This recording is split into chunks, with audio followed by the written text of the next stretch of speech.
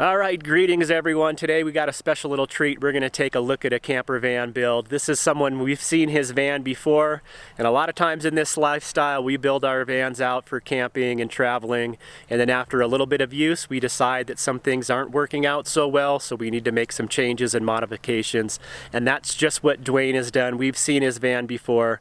If you guys haven't seen his van tour video, I'm going to leave a link at the end of the video and in the description as well, but we're going to go ahead and say hi to Duane. So we're here with Duane. He came out and met us yesterday, and we thought it'd be a good idea to do a little update on his camper van because he has made some changes. You want to tell us a little bit about what you've been up to? Last time we showed your van to everyone, we were in New Hampshire, and you hadn't been out west yet.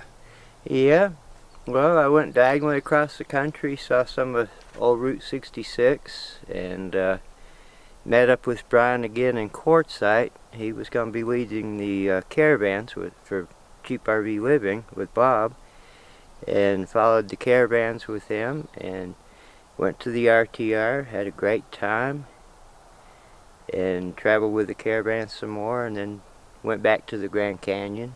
I saw that last fall and missed a little bit with the rain, so I went back and saw what I missed on the South Rim and caught up with Brian, and the rest is history.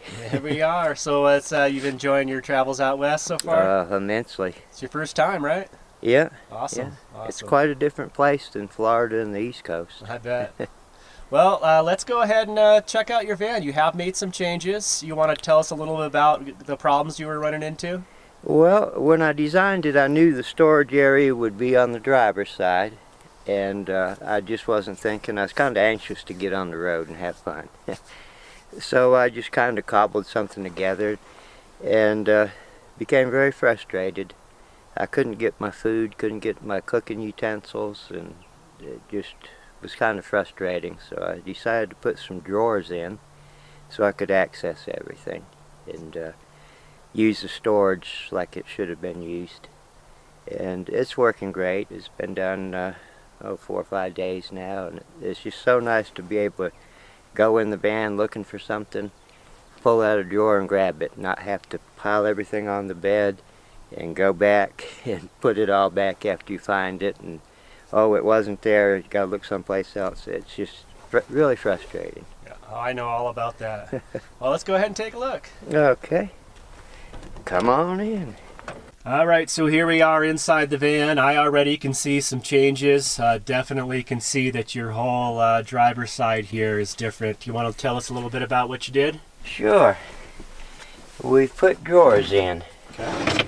We've got shallow ones at the top, and for some frying pans and cooking stuff. This is basically the pantry area, and plenty of food and candy and cookies and more good stuff.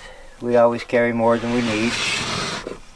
And then we've got some removable totes here that I can take out to the kitchen tent where I do my cooking. Makes it easier so I don't have to go back and forth too much.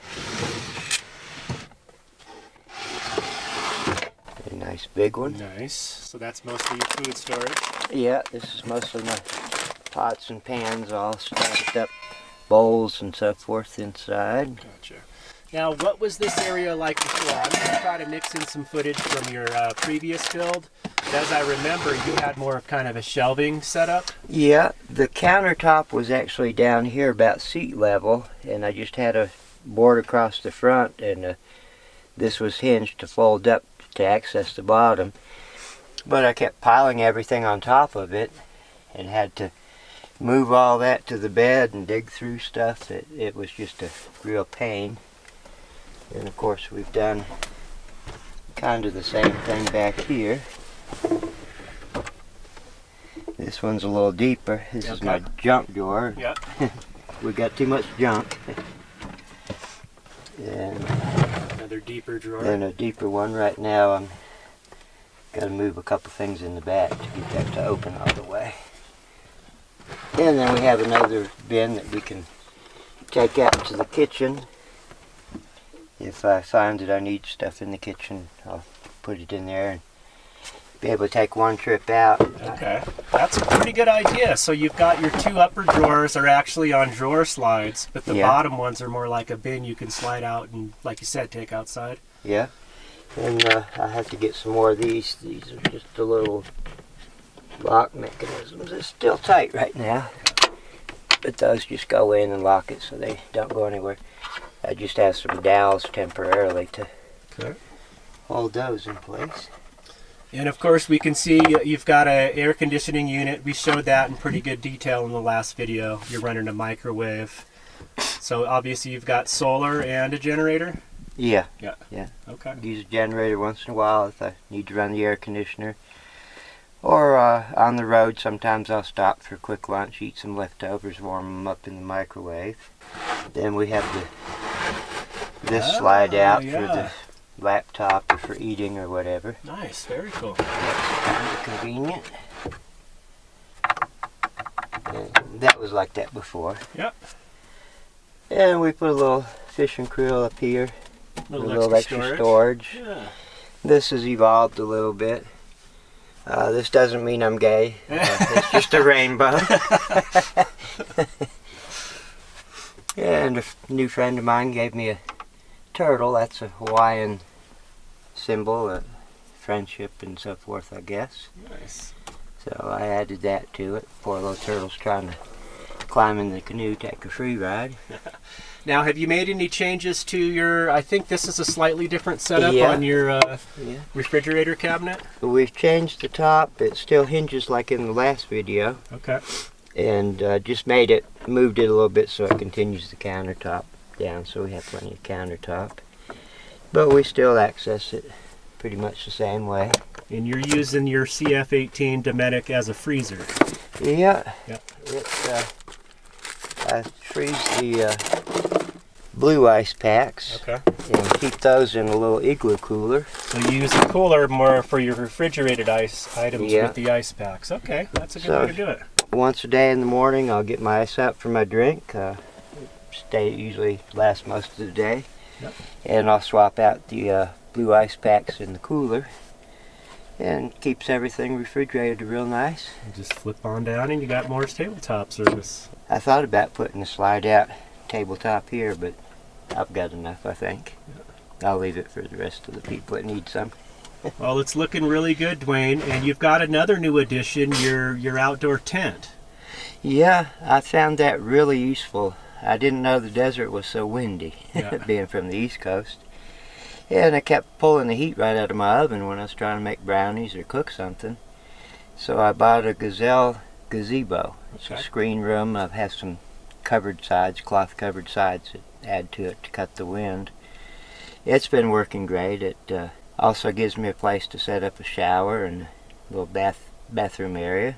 Because you do most of your cooking outside typically. Yeah. I mean, you could set up a little stove. A little small. Yeah. To cook in, and my stove's a little bit bigger than kind of normal. Yeah. You're using the Camp Chef oven stove? Yeah.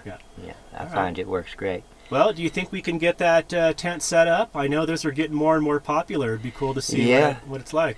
There's a good reason for their popularity. They go up quick, they take down quick, so even an overnight it's feasible to use it, and they block the wind. They're fairly inexpensive, a little over $200 set up with the sides and everything. Okay. And they just work great. Gives you a shady spot and protection from the bugs if you want, if they're bad. I love it. It's really added to the whole experience. Cool. Let's go check it out. Okay. Okay, so this is your tent here. You went with the Gazelle, and what size is it? It's about a 9.5 foot across, I think. Okay.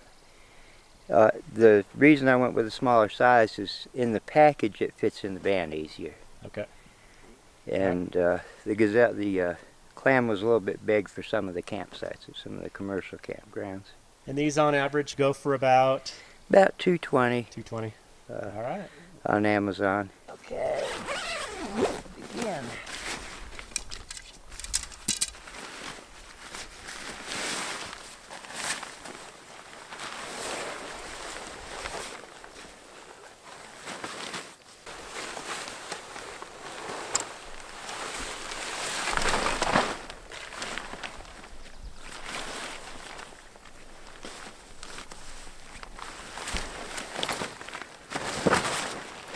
Wow, look at that.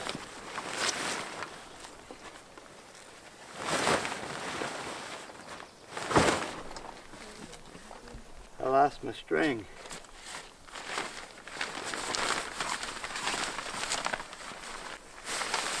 Oh, I see. So you just pull on that and that kind of pops it out. Yep. Yep. Then we'll go in. Push the nice. Pops right up. Look at that. Not bad. Tie downs in all the bottom corners. So it's obviously a floorless tent. Yeah. So you do need to stake down the sides, and then you can actually have guy lines as well. Yeah, and you can stake down all the top corners. And then you stake down these, and that keeps the sides from popping in. Okay, if there's any winds. Which lets it collapse. Not bad. So you use this for kind of your outdoor kitchen setup? Yeah. Yeah, I've got a table I bring out here. I put a shower curtain, usually right there, kind of make a little corner for a shower area. Well, it is pretty roomy in here. You can see I can stand up all the way and still have quite a bit of headroom here. And one of the features I like about this is these sides are removable. So it can be like a screen room or like a privacy room. You can have one or all of the sides up. And Duane's setting some chairs up to give us a little perspective. So it can just be a lounging area, or like he uses it, an outdoor kitchen. Very nice. This is something I've considered getting. Just a matter of having the space to be able to store it. And Duane's talking about also getting one of the covers for the front too, so it can be a full privacy room. So there it is. He's got his little table set up and some chairs. So this holds up pretty good in the wind, you say, huh? Yeah, I've seen it in 45-mile-an-hour gusts. It changes the shape a little bit and blows it around. But it holds up. It holds up well. And then you have your sides up, so if there's sand blowing or if it's even raining out, you've got a rain shelter. Helps shade it. This is no-see-um cloth. Okay. And it doesn't allow a lot of wind to come through, so it does get pretty warm. Okay, I see. Well, thanks, Duane, for taking the time to set it up. Appreciate it. I'm glad it's working out good for you. Okay. All right, Duane. Well, we're going to go ahead and sign off, everyone. I hope you enjoyed the little tour here. Duane, I appreciate you taking the time. Well, thank you. Thanks for doing it. Yeah, and as we say on the road, until we meet again. Yeah, down the road.